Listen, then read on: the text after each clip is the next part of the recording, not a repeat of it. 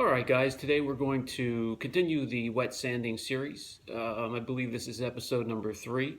Today we're going to cover a cluster of scratches in a small area, how to take care of them, how to blend it in with the rest of the panel perfectly. Alright, let's take a look.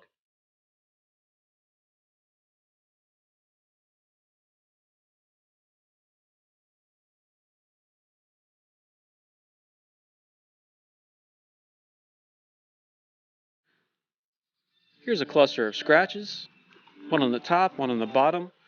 We're going to take care of those and blend it in with the rest of the panel. The sandpaper and sand discs are soaking in clean water as usual. Using the sanding discs here again today, we're going to grab the 1000 grit and the foam sanding block.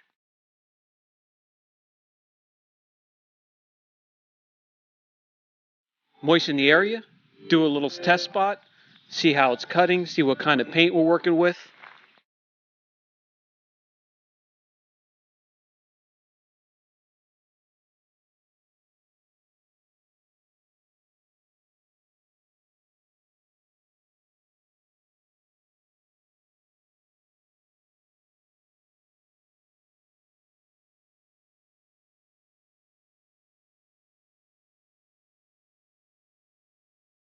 And we're going to clear off the residue with an old terry cloth towel. No need to use a new microfiber for this step.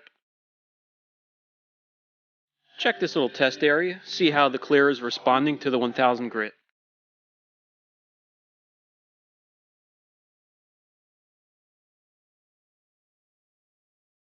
We know what we're working with, so we're going to grab the disc, moisten the area, and start working out those scratches.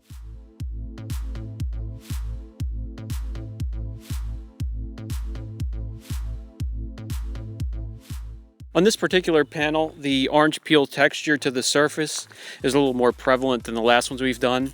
So when we repair this scratch, we don't want to remove the orange peel completely, especially if the scratch you're working on is through the clear, because all we want to do is mask it anyways. So we don't want to draw any more attention to it by flattening out, getting rid of the orange peel texture, and then you're just drawing attention to the scratch anyway.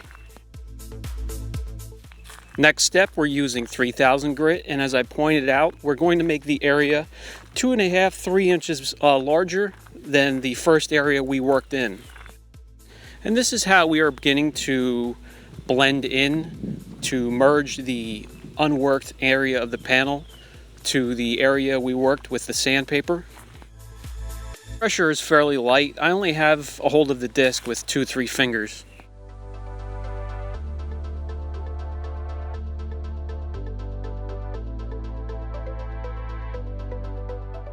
Let's remove the residue and see where we stand.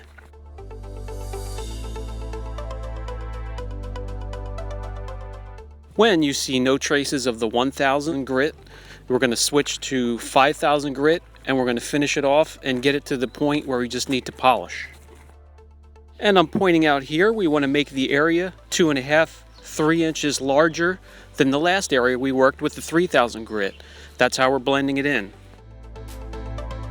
Very light pressure at this step, guys. Remember, we still want to have a little orange peel texture to the surface here.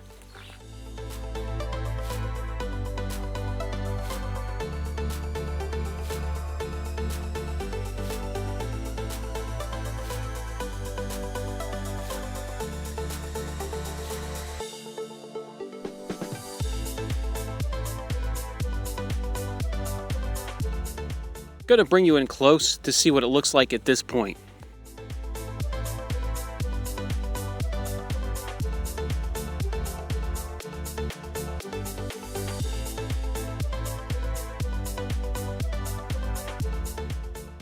Now, we want to blend this in perfectly, so we're going to break out the microfiber cutting pad and a cutting compound cream, and we're going to work the entire panel, the entire fender here.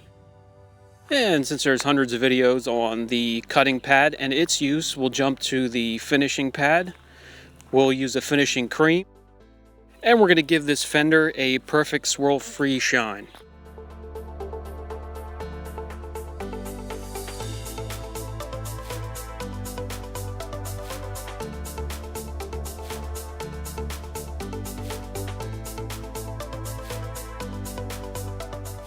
If you're using this product, you can spread it throughout the whole fender. By the time you get from one side of the fender to the other, it's still ready to be worked in. It takes quite a long time to flash. Great product. Left hand is in its usual position to finish, cradling the side of the tool with only the thumb putting pressure.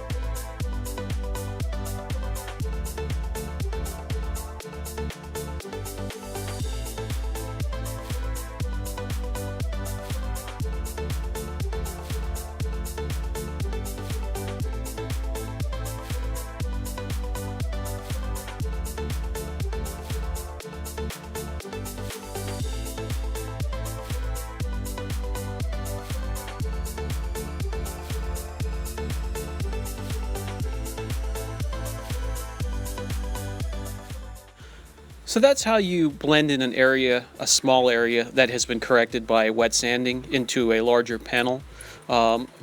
Taking sections, making them larger by 2.5 to 3 inches each time you step down, and then compound and polish the whole rest of the panel.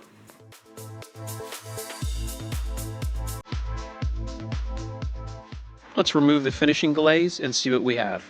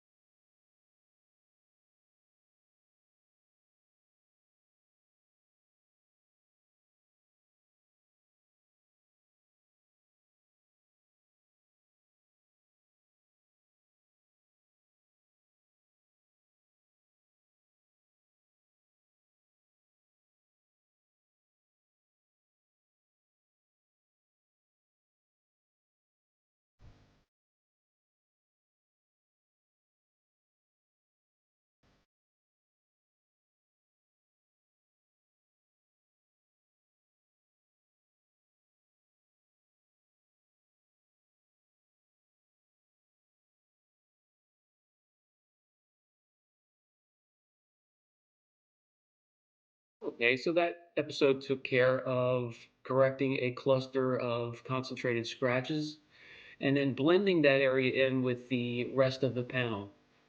Just involved some compounding and some more polishing, but there you have it.